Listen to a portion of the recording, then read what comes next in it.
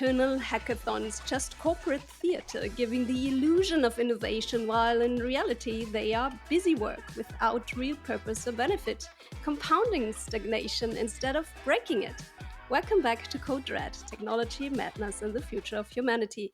I'm Ursula Eysin, I'm the founder and CEO of Red Swan, and I'm coming to you today from beautiful Vienna, Austria. And my name's Chris Kalaboukis, and I'm coming to you from slightly cool Silicon Valley, California. Oh, interesting. It's slightly hot in Vienna, to be honest. We've swapped We places. swapped places. That's possible nowadays with AI and everything, but both of us are here in reality today. And let's talk about hackathons. I recently read an article in TechCrunch, and they said that a lot of companies flock to hackathons to improve the innovation in their companies. In my experience, I must say very often this is only window dressing. Companies do not really want innovation, they want buzzwords like hackathons. Doesn't that sound like a cure all for companies? And for one day, they can pretend they are on the leading edge of innovation and then they forget about it again. So, Chris, what is your experience with hackathons and the corporate theater Well, around it? you're absolutely right. And theater is the operative term. That's exactly what we're talking about. In fact, if anything else, if it does nothing else, it's more an employee motivation. Hmm, There's actually a lot of things that come out of a hackathon, but not what you'd think comes out of a hackathon. So if people are not familiar with the term hackathon, basically it means a focused event where you get a number of individuals within an organization to sit down and work on innovative new products. And typically, the typical hackathon is sort of a 24-hour thing where you start at 12 o'clock one day and then end at 12 o'clock the next day, and everybody sleeps over, and teams are put together, and they're put into a one big room, and they're fed, and there's entertainment, and there's, well, in the hackathons that I've been part of, it's sort of like a really nice environment where everybody gets together, and it's a team focused event, and every team is competing against every other team, and the object of it is to come up with something brand new and innovative and interesting. And sometimes it's sort of developing the idea for it, and at the end of it you have a concept, and sometimes it's an actual coding hackathon. In fact, it actually came from coding, where a bunch of teams would get together and they would right. code something. They would build an application in that 24 hours. Then at the end, there was judging, and they would be able, somebody would win, right?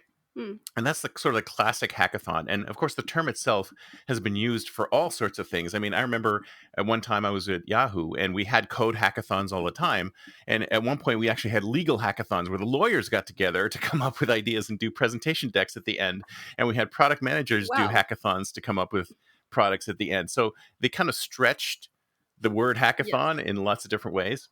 And the thing is that conceivably, what comes out of a hackathon should be some cool new innovation or some cool new product that can then be taken to market. But But 99.9% of the time, nothing that's ever been created in a hackathon ever goes anywhere, right. right? And I think the reason behind that is not that they haven't created interesting things, because I've been in hackathons where really interesting products have been created. I think what's happened is that the concept behind a hackathon is that, I mean, ideally, that you're going to be creating some product that gets out the door.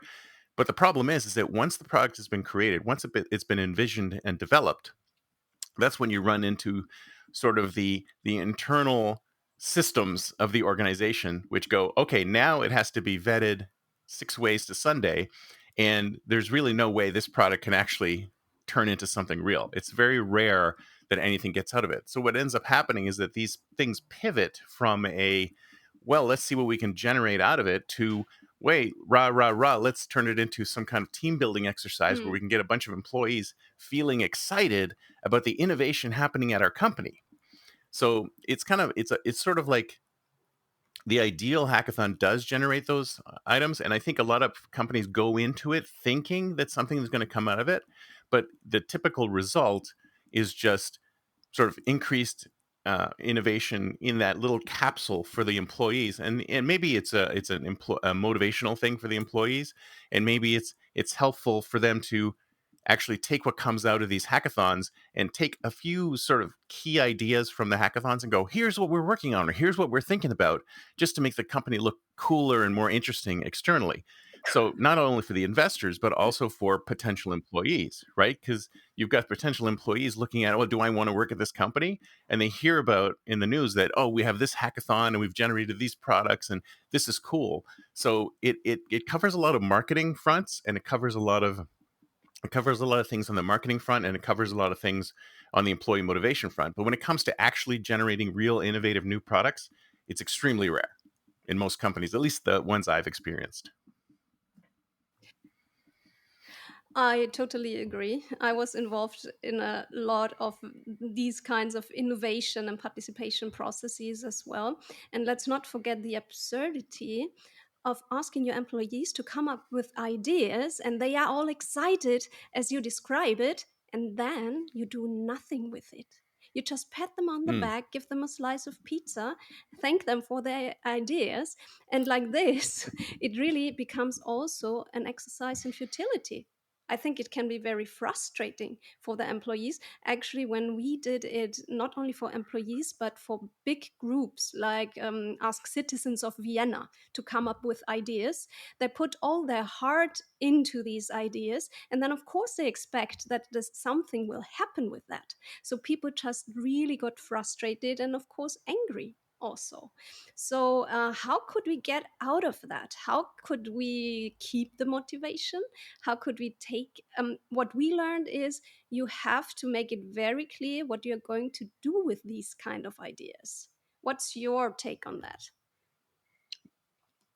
Yeah, no, that's absolutely right, because it's the innovation black hole. So what ends up happening is that the ideas are generated and they never go anywhere because there's no real process to communicate back to the inventors of what's going to happen with the idea when it goes out. So I think that's the absolute worst thing that you can do, Right. is to generate a lot of interest in generating new ideas, having your employees create all these new ideas, and then them just disappearing, Right. because you can do that once Yes. and that's it. Once Because the you second did time once, and that was it. you do it, you can never do it again, because Mm, people are like, well, what happened to those ideas, all those yeah. hundreds of ideas that we generated Mm, in that last innovation session? mm, Nothing. Absolutely nothing. So the secret, it's really not that much of a secret. mm. It's all about communication and managing Exactly. the expectations, Yes. right? Yes. And if you can, and it's not just managing expectations. I mean, you can say to them, okay, we're creating these ideas and this is what will happen to them. But then you have to have some type of feedback mechanism which mentions, okay, this idea was reviewed and we said we did this, we did this.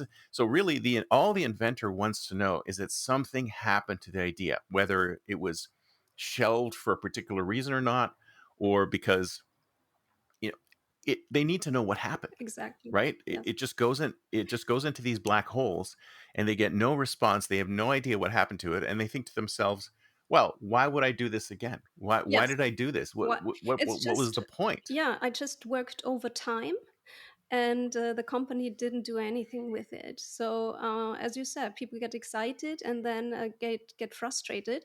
I once heard something, I think it was an Israeli company, and the CEO said, I always have an open ear for ideas. So actually what is also important, I think you have to have a direct line to the decision maker.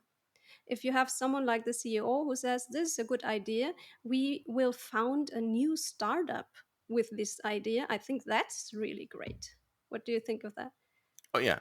There's always that possibility. And Mm, that's the way, if you want to handle the ideas correctly, that's exactly what you have to do. I mean, there has to be a clearly defined funnel of what you're going to do with yes. these ideas. And I think a lot of people are afraid to turn around to the inventors and say, "No, we're not going to go with that, and this is why." Mm, mm, Right? Because they're afraid of sort of bursting the employee's bubble, right? It's like, oh, you came up with this great idea and you love this idea and you think it's fantastic, but we sort of put it into our matrix and we said, well, that's not as going to be as profitable as we thought, and mm, here's the market that we're looking for, and it's going to cost so much, etc. And as long as this is explained back to the original inventor, Mm, then the inventor might actually learn from that and come up with better that's right. ideas next time around. And But that welcome communication needs to to happen. entrepreneurial life. That happens all the Exactly. time, right? You come up with ideas you love, and the market says no. Yeah, yeah, exactly right, exactly right, and that's what you're playing on when you have this, but you the communication needs to happen, That's right. and I think a lot of organizations are afraid of Mm, saying no to their employees or mm, pushing negative feedback back to their employees, and but also I think they're also afraid of the work. They're afraid of the amount of work because typically what happens, especially if the company has never done one of these before, there is a huge wellspring of ideas that just yes. explode Yes.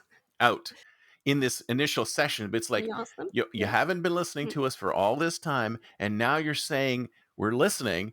So I'm like, okay, everything mm, that I've saved up over the last God knows how many years I worked at this company you're gonna hear it, right? And that first initial yes. influx could be hundreds, thousands of ideas. Who knows, right? And they're afraid because Mm, there's so much work to go through it. You have to be prepared for a huge amount of ideas to come in. And then you need to be prepared to respond to that's right. every single idea, because even if you don't respond to some ideas, then word will get around that, oh, my idea went into a black hole. I was like, why did I even talk about it at all? And especially the more Mm, entrepreneurial minded ones who may think about, well, maybe someday I'll take this idea and go and run with it. You'll never hear about those ideas because they're going to save them for themselves. They're going to give you the ancillary ideas, yeah. and you're not going to get the really good ones, the really core ideas. I think there actually is another problem in big corporations, that they actually always work on a punishment reward system, and Mm, everyone is afraid that they will get punished for bad ideas or something like that. I've actually heard innovation managers of big corporations here say, we reward people who do nothing and punish people who are innovative, because they, it's like this game with the mules, where one if one mule comes up with their head, they get punished. And, so, um, whack-a-mole. yes, yes, yes. So I think this is also a phenomenon we have. So it doesn't help to say, okay, this one day now, come up with your ideas, because people are so trained on this punishment reward system. How can we change that? Because I think this is already inherent in our linear systems, and they start in kindergarten. How can we Mhm. change that? I think everything is punishment reward, right? In school, everything is punishment reward, but actually that's a hindrance to innovation. What do you think? How can we change that? Well, it's all about communication. I think Also, again, we're mm, in that you need to build a a environment where these things are rewarded, right? And it's all about refreshing those communications. And this is one of the things that when people talk about how do you incentivize these types of things, and I've had situations where people go, they go, the top winners will get an iPad, or the top winners will win $1,000, or get days off, or have sort of lunch with the president or something like that. mm, So those kind of rewards to try and get people to to give out their ideas don't work as well as simple recognition, right? You right, need to have right, recognition. You yeah, need to recognize the inventor mm, in the company. So, for example, you would have, let's say, you'd have a hackathon, and you have a bunch of ideas at the end of the hackathon. At the end of the hackathon, there should be some kind of all hands meeting, or some kind of presentation, or even a video of the winners, and even honorable mentions, and maybe select ideas that were interesting. And that's got to be communicated. The way they handle those things has to be communicated back to the company, so that every employee can see what happened to the ideas and how they were treated, right? yeah, So if you're going into an organization where you had that sort of, oh, the nail that sticks out gets hammered down attitude, mm, they need to see repeatedly that has changed, yes, right? When they see other inventors who are being lauded, when they see other inventors who are being rewarded, and like I said, you don't have to reward them with money. You don't have to reward them with iPads, or vacation days, or anything. And in fact, if you start rewarding people with money, you're going to perturb the system because people are going to start throwing ideas out just to make the money out of it, Mm. right? What you need Mm. to do is reward them with recognition within the organization that this guy is a good inventor. This guy, even make up some awards, say, top inventor of the quarter Yeah, yeah, why or not? whatever. Yes. But it's recognition above Mm. within the organization, not externally. Mm. Recognition within the organization that this team or these individuals came up with some great ideas, and here's what they all are, and this is what we're going to do with them. So that communication back to the organization, showing how the employees are now being treated because they came up with really cool ideas, Mm. I think goes a long way to being able to generate more ideas in the future and encourage employees who might be quiet about it to go, oh, that this is actually not what I thought was going to happen. I thought it was just going to be hammered down, when in reality, something's going to happen with this idea. And follow through is really important. You need to follow through with these ideas and at least respond, even if it's negatively, that this is why we're not going to move forward with it. That's a really good approach. And there's another phenomenon. It's not only hackathons, there is this hype of doing Scrum and Agile as well. Uh, and I know now every I tell Scrum you, master and Agile master will hate me for that. But what I see is that it leads companies to total mediocrity. Let me mm, explain why. I talked to a risk manager of a big bank, and I asked her about Scrum and Agile. She said, "Yes, of course we're doing that, and the headquarters are telling us, etc. We are supposed to do that." Actually, before that, we were the best performing team in the whole company. Now, nobody can stick their head out, and everything is average. And I think this is hmm really the worst thing you can say about an innovation technique. And I asked other innovation managers about the effect of Scrum and Agile. And they said, well, you know what? We are running 7 innovation processes here. None of them yields any benefits. It doesn't make us more efficient or more productive or more innovative. We are just doing it. And actually, what we started to do is setting the goals very low so that we are safe. We play it safe. We know Yep. we will hit our targets. So I think that's the reason why this leads to absolute mediocrity. What do you think about that? Well, the interesting thing is that it's such a buzzword, and this is what Hmm. corporations do, right? They latch Buzzword, on to the exactly. latest thing, Hmm. right? And Agile has been around forever, Hmm. right? It's been around for a really, Massively. really long time. It's been around for 20 plus years. And the thing is that they want to try and apply Agile to everything. Yes. And that's But that completely doesn't wrong. work. You don't apply, Hmm. it's a project management technique. And it's a series of I guess I don't know what you would call them. Some people call them ceremonies or whatever Sorry, that what's you can apply. It's a project management technique that works great in the software development space. So in exactly. that space, Mm. it works beautifully. So if you're just using it for that, it's great. Mm. But what's happened is that people are looking at agile as some kind of solve for everything, right? You can just apply agile to it, and then all of a sudden everything will get better. And I'm like, no, no, no. It's completely wrong to apply agile to everything. Agile can be applied to some things and it works really well for some things, but for other things, it's very poor. Yes. It doesn't work for innovation at At all. all because it's perfect for process management. Not at all, zero. You cannot use you cannot innovate with agile. It's no matter, it doesn't matter. There's lots of agile people out there who could say, oh yeah, absolutely you can, it's just an underlying process. And I'm like, no, no, no. Innovation requires sort of serendipity. It requires lack of patterns. It requires breaking patterns, right? It requires things that are outside of the Mm, box. mm. And Agile and Scrum, none of that is outside the box. It's all in the box. So when you're trying to Inside the build box. a piece of software, You right? So create when you've defined a boxes. piece of software, yeah, and you're trying to build a piece of software where you need customer input, Yeah, then it makes it's sense. perfect. Yeah, or you're building a website or something like that. I mean, the biggest thing that Agile was trying to solve was the whole waterfall method of, okay, we build a spec, and then we take the spec and we give it to the developers. And by the time the developers are finished with the spec, then the original requirements have changed, right? So instead of building a spec and then giving it to the developers will involve the developers and the customers in the process. So it's iterative, right? You're building something that changes over time. And for, like I said, for that specific requirement, it was solving that particular requirement, and it solved it well.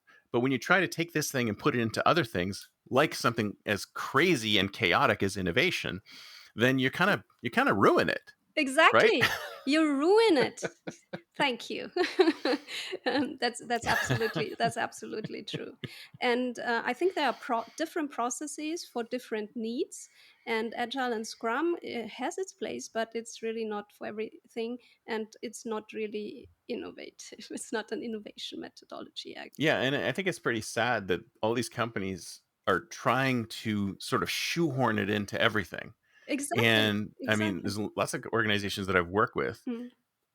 that are using Scrum, and they really stretch the definition of what these things are, right? Yes. Like Exactly. a Scrum is supposed to be a certain thing. A sprint is supposed to be a certain thing.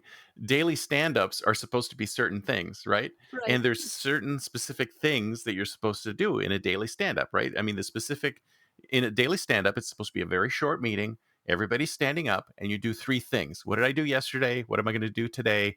And what's blocking me? And I've been in daily stand-ups where everybody's sitting down, it takes 2 hours, and people talk about everything.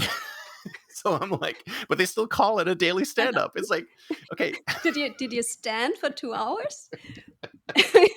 Then it was a stand up. exactly. Stand up, sit down, different things. Yeah. Yeah, yeah. It's just it's. I just find it really funny that all organizations do this. They latch on to Yes, whatever's cool and interesting and new. And these are laggards now. buzzwords. People who are doing agile now are very far behind the curve. Um, but for some reason, they think it's going to be some magic pill that's going to solve everything, and Yeah, it's not. it's not. And It's it certainly should not. not be applied Yes, and I to think certain for things. real innovation, I think we need real innovation now. We need real change, but we need systemic change for that. We talked about that. The linear thinking, compartmentalized thinking, short term thinking doesn't work. So, everyone who steps up and breaks these patterns, which is really, really hard, as I mentioned it, linear thinking starts in kindergarten. And we try Hmm. to smash all creativity out of the children already. They have a natural curiosity, but we really smash that. And then when you find Yeah. people in these corporations, sometimes I really feel kind of pity for them because they're already so frustrated. They don't want to, it's not that people are not creative. We shortly talked about nobody's talking about innovation anymore, anyways. Everybody's talking about AI now. And that's right. AI is a very important factor in innovation now because now we have these really, really cool applications. We can do really cool things with that now. But people in big corporations, they are actually not really open for real innovation. They are so Mm. frustrated already. They don't want to do additional work because they already had this effect with all these ideation, etc. Give us your ideas, but we don't do anything about it. We just ignore them politely. And I think we have to change that. Everyone who steps up and does that really has a huge edge. They will thrive in the future. But I think it's really, really hard. But it shouldn't be so hard. But a provocative question: do you think these big corporations do even want innovation anymore? Oh, absolutely not. Why would they do that? Why would they waste money on that? Yes. No, there's a cycle to these things, and it happens all the time. I've been Mm, through so many of these cycles. It's not funny. So mm, what happens is we get an organization in a good time. So if times are good and there's surplus cash, someone high up within the organization will look and go, "We're not doing anything innovative. Why mm. are we not doing anything innovative? We should do something innovative." So what they do is they take some of that excess money that they've generated during these good times, and they build an innovation infrastructure. So they hire a chief innovation officer, or they hire a director of Scrum innovation Master. or whatever. And yeah, and they're tasked with building They're tasked with building an organization within the company that's focused on innovation. Mm, And they hire people. There's a lot of talk about it. There's an innovation program. There's hackathons. All this stuff starts happening. And probably about 1 or 2 years into it, somebody upstairs, probably the same person who said, "Well, we're not very innovative," looks at the innovation group and goes, "Okay, what has the innovation group created? How much money have they brought into the organization?" And the CI, the chief innovation officer, will say, "Well, we haven't brought any money into the organization. In fact, we spent a lot of money trying to create mm, innovation within the organization." When he goes, "What do you mean you haven't created anything? What do you mean you haven't made us any money?" Well, that's the whole idea. We're testing products, we're building products, we're testing things out. We're trying to see if there's something out there. So about 2, 3 years into it, they're like, "Wow, they haven't created anything. They haven't done anything. They haven't made any money. They've created a lot of things. They've done a lot of things. They've improved employee morale. mm, They've changed the the the whole concept of the organization around this. Oh, now we're being innovative. We're creating new things. They've changed a lot of things immaterially within the organization, which is actually good for the organization, but." For the bottom line, they haven't done anything yet because it takes much longer than that amount of time to take these things out. Even minor products that maybe have been generated from the innovation program take a long time for them to sort of filter through the system, right? mm. So what ends up happening is that they go, "Well, this thing's not making us any money, and times are changing, things are getting worse, so gone, Yes. you're out." Yeah, but as you and said, and that cycle just continues yes, because in the end of the day, what they're trying to measure is sort of profitability and revenues, right? And innovation programs, innovation within organizations does not do that. It's not initially a cost center immediately. until it becomes big. Not immediately, but that's why I talk about long-term thinking. Yeah, yeah, And you're exactly. You have to totally think beyond yes, but you're the term. totally right. All the benchmarks in the corporations are like 1 year, 2 year benchmarks, and innovation will never survive that. You have to think No, long term.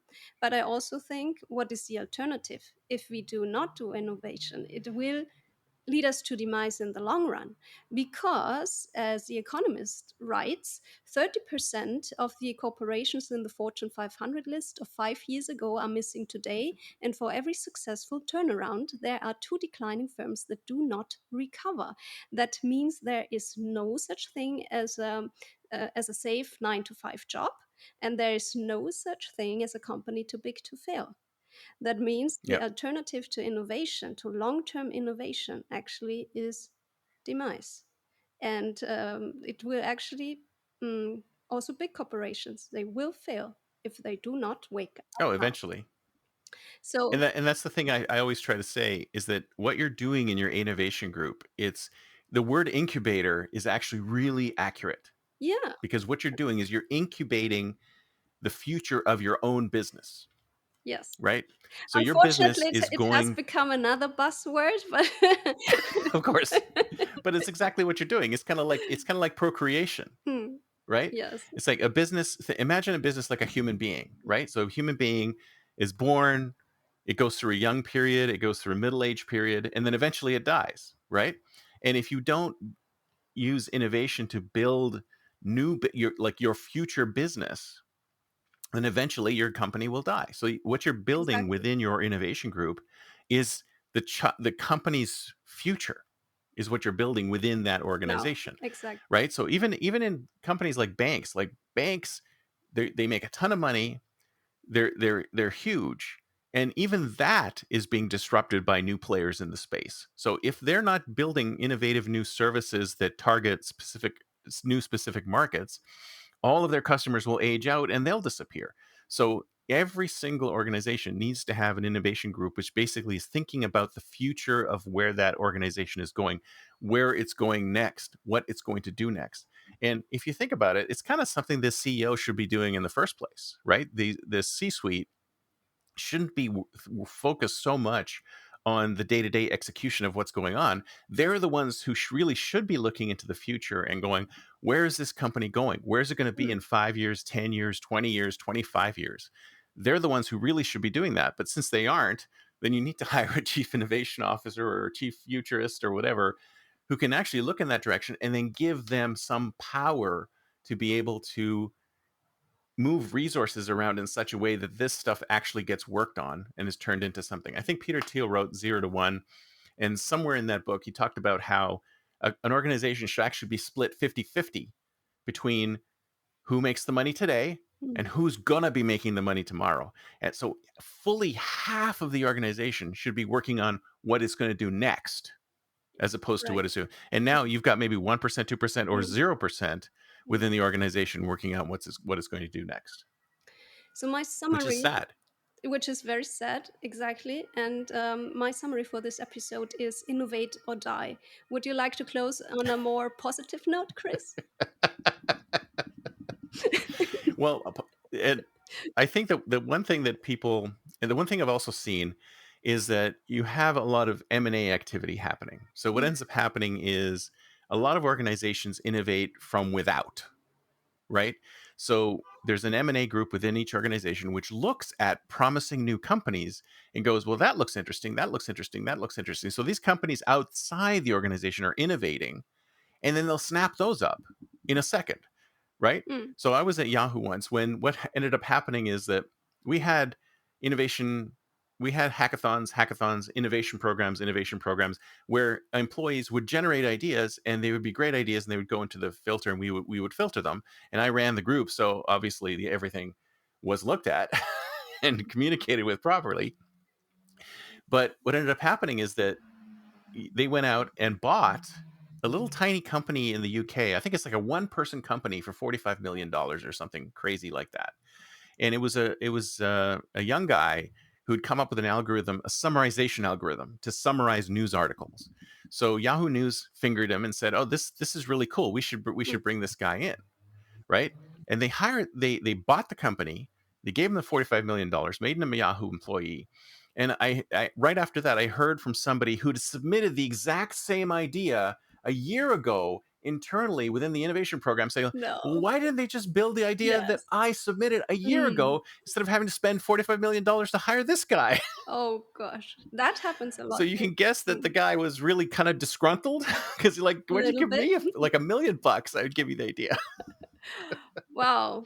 Wow, But what a so story. organizations are looking externally Mm. to innovation instead of looking at it internally, and this is where this is the positive note is like organizations have whatever employees you have internally, no matter how many employees you have, they're all smart and they all have great ideas. So before you have your M&A departments out there looking at what's innovative in the world, look at what's innovative internally within your company, because you've probably got tons of innovators within your organization who've got amazing breakthrough ideas that you're just not utilizing yet. And you need to build programs to get those ideas out of their heads and into some system that you can actually capitalize upon. So you have the capability internally within your organization with that huge amount of employees, and they're really big brains that are full of great ideas. All you need to do is extract those and do something with them. Don't spend 45 million or $1 billion on some external organization that